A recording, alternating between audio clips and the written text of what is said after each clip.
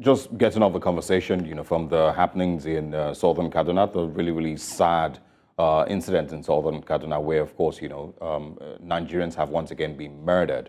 And, it makes me want to ask, doesn't Nigeria just want to make you cry? Doesn't it just break your heart to pieces?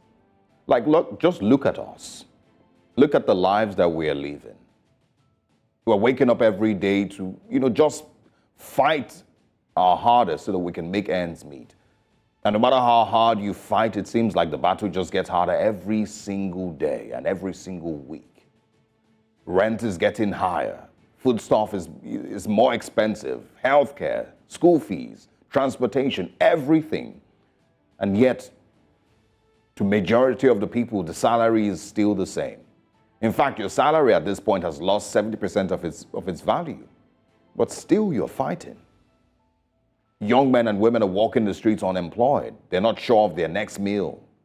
Just look around you, and I see this almost every day. Everyone is like a walking zombie, just dragging themselves through each passing day. No matter how hard we try to hide it or mask it, that's exactly how we are as Nigerians. Just walking every single day, trying to figure things out to survive on different levels.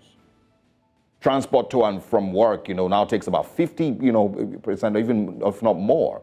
For those who earn maybe about 40 to 50,000 naira salary, the transportation probably takes everything. So you now have to figure out how to adjust, your number of meals per day and still figure out how to save for rent.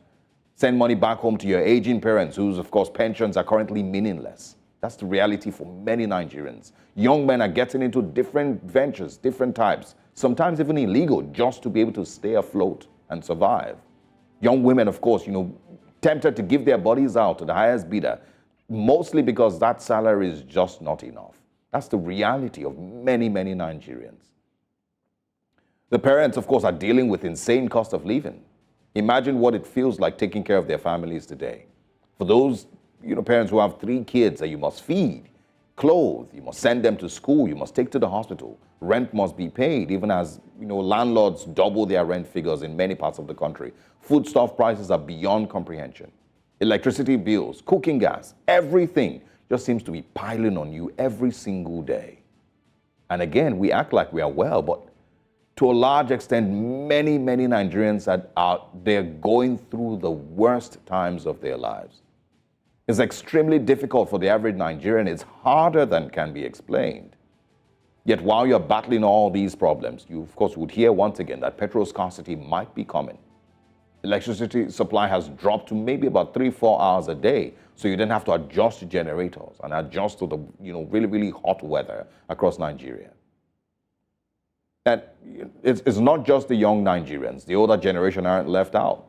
Pensions, for those, of course, who are even lucky to get their pensions, are mostly insignificant with the current economic conditions.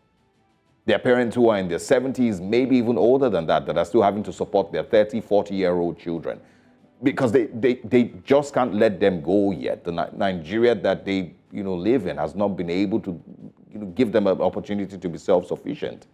These 70-year-old pensioners can't afford their own medications as they age. Nigeria has failed us, and of course failed us woefully. But Nigerians don't deserve this, regardless of what the argument is. This very great nation and its citizens deserve so much better. Because what are Nigerians really, really asking for? I mean, just take a look at the living standards in other countries. Countries that don't even have half the wealth and resources as Nigeria has. Look at their living standards and compare them to what we currently are dealing with every single day. We can't boast of things as basic as clean running water across the country. A great nation that can't give its citizens 24 hours electricity. A country that if you collapse on the road right now, you can't call an ambulance in times of medical emergencies. You can't. Nope. Ask your neighbor what the number for the ambulance is. Nobody knows because there's nothing like that. A country that takes and takes and takes from you and gives practically nothing back. So I'm asking this morning, Monday morning, how are you coping? How are you surviving? How much have you had to adjust to current realities, being in Nigeria?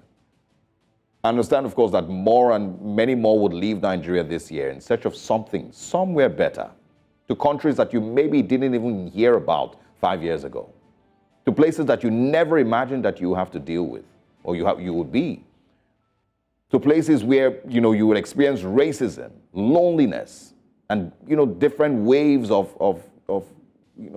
emotions.